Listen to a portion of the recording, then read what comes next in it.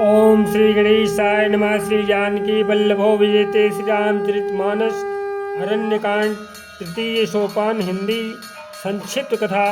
नारदोवाच। श्री नारद जी कहते हैं, मुने श्री रामचंद्र जी ने महर्षि वशिष्ठ तथा माताओं को प्रणाम करके उन सबको भरत के साथ विदा कर दिया। तत्पश्चात महर्षि अत्रि तथा उनकी पत्नी अनुसुईया को, सर्वभंग मुनि को, सुतीक्ष्ण को तथा अगस्त जी के भ्राता अग्निजिह्व मुनि के को प्रणाम करते हुए श्री रामचंद्र जी ने अगस्त मुनि के आश्रम पर जाकर के उनके चरणों में मस्तक झुकाया। जय जय श्री राम। और मुनि की कृपा से दिव्य धनुष एवं दिव्य खड्ग प्राप्त करके वे दंडकारण्य में आए। वहाँ जन स्थान के भीतर पंचवटी नामक स्थान में गोदावरी के तट पर रहने लगे। एक दिन सुपर्णखा नाम वाली भयंकर राक्षसी राम, लक्ष्मण और सीता को खा जाने के लिए पंचवटी में आई, किंतु श्री रामचंद्र जी का अत्यंत मनोहर रूप देख करके वह काम के अधीन हो गई और बोली। सुपर्णखावाद। सुपर्णखा ने कहा, तुम कौन हो, कहाँ से आए हो? मेरी प्रार्थना से अब तुम मेरे पति हो जाओ।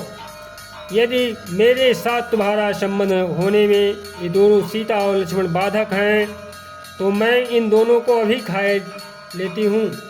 ऐसा कह करके वह उन्हें खा जाने के लिए तैयार हो गई।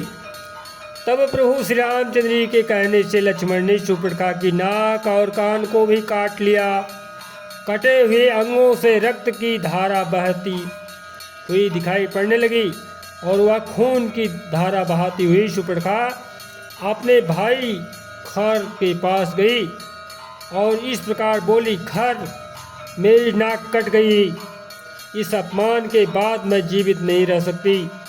अब तुम मेरा जीवन तभी रह सकते हो।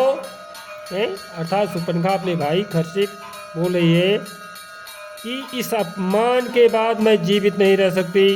अब तुम मेरा जीवन तभी रख सकते हो जबकि तुम मुझे राम का, उनकी पत्नी सीता का तथा उनके छोटे भाई लक्ष्मण का गरम गरम रक्त पिलाओ।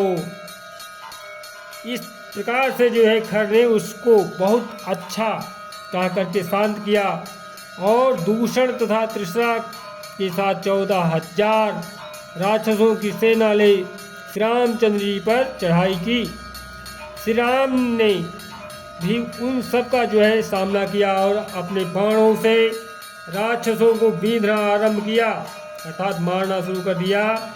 शत्रुओं की हाथी, घोड़े, रथ और पैदल सहित समस्त तिरंगणी सेना को उन्होंने यमलोक में पहुंचा दिया और अपने हाथ साथ युद्ध करने वाले भयंकर राक्षस खरदूषण एवं त्रिशरा को भी मौत की घाट उतार दिया। आप सुपर्णखा लंका में गई और रावण के सामने जाकर के पृथ्वी पर गिर पड़ी। उसने क्रोध में भर करके रावण से कहा, अरे तू राजा और राक्षक कहलाने योग्य नहीं है। हर आज समस्त राक्षसों का संहार करने वाले राम की पत्नी सीता को हर ले। मैं राम और लक्ष्मण का रक्त पीकर ही जीवित रहूंगी, अन्यथा नहीं। सुपर्णखा की बात सुनकर के रावण ने कहा, अच्छा ऐसा ही होगा। फिर उसने मारीच से कहा, तुम स्वर्ण में विचित्र मृग का रूप धारण कर लो, सोने का मृग बन जाओ और सीता के सामने जाओ, कुटिया के आसपास टालो और राम तथा लक्ष्मण को अपने पीछे आश्रम से दूर हटा ले जाओ। मैं सीता का हरण करूँगा। यदि मेरी बात ना मानोगे तो तुम्हारी मृत्यु निश्चित है। मारीच रावण से कहा, रावण धनुर्धर राम साक्षात मृत्यु हैं, काल के भी महाकाल प्रलय मचाने वाले मर्यादा पुरुषोत्तम भगवान श्री राम इन शास्त्रों का नाश करने के लिए पृथ्वी पर मनुष्य रूप में अवतार लिया है। फिर उसने मन ही मन सोचा, यदि नहीं जाऊंगा तो रावण के हाथ से ही मरना होगा और जाऊंगा तो श्री राम जी के हाथों से ही मृत्यु होगी। इस प्रकार यदि मरना अनिवार्य है तो इसके लिए चुनाव तो श्री रामचंद्र जी का ही करना पड़ेगा, क्योंकि भगवान श्री रामचंद्र ही श्रेष्ठ हैं, रावण नहीं।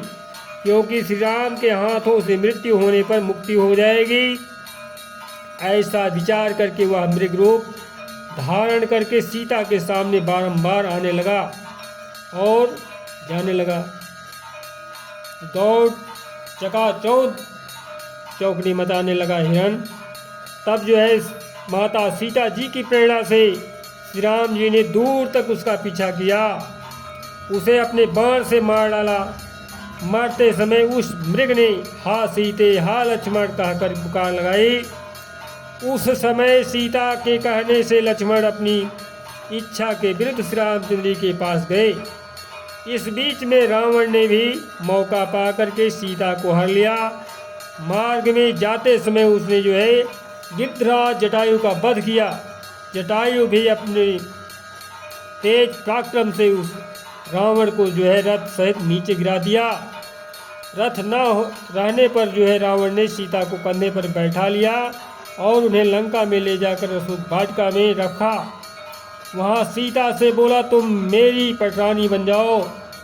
फिर राक्षसियों की ओर देख करके कहा, निशाचरियों इसकी रखवाली करो। उधर जो है श्री रामचंद्र जी जब मारीच को मार करके लौटे तो लक्ष्मण को आते देख बोले, सुमित्रा नंदन यह मृग तो मायामय था, वास्तव में यह एक राक्षस था, किंतु तुम तो इस समय यहाँ आ गए।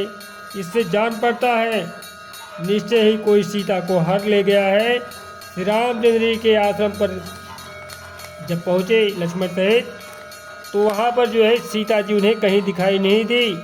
उस समय वह आर्त हो करके शोक और विलाप करने लगे, हा प्रिय जानकी तू मुझे छोड़कर कहाँ चली गई।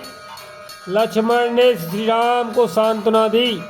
तब वह वन में घूम घूम करके सीता की खोज करने लगे, लता वृक्षों से पूछने लगे। इस समय इनकी जटायु से भेंट हुई। जटायु ने यह कह करके सीता को रावण हर ले गया है। इस तरह से जटायु ने भगवान को माता सीता जी का पता बता करके प्राण त्याग दिया राम नाम कहते हुए। तब श्री रघुनाथ जी ने अपने हाथ से जटायु का दाह संस्कार किया। इसके बाद इन्होंने कबंध का वध किया। कबंध ने शाप मुक्त होने पर श्री रामचंद्र जी से कहा, आप सुग्रीव से मिलिए। जय जय श्री सीता।